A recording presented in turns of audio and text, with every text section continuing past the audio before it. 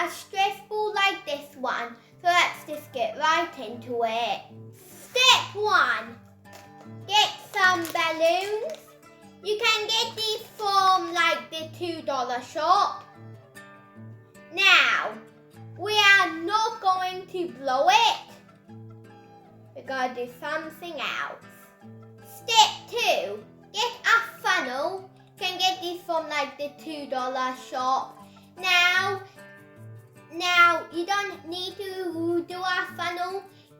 You can instead cut off the neck of a plastic bottle. Insert the funnel inside of the balloon.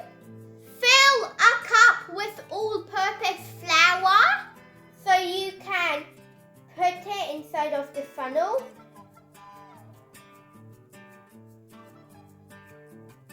Now, if it's not going in, you can just use a spoon and push it inside.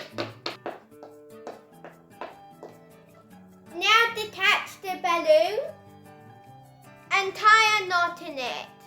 And now you're finished with your own homemade DIY stress ball. So that's gonna be it for today's video. Like if you enjoyed. Bye. See you in the next one.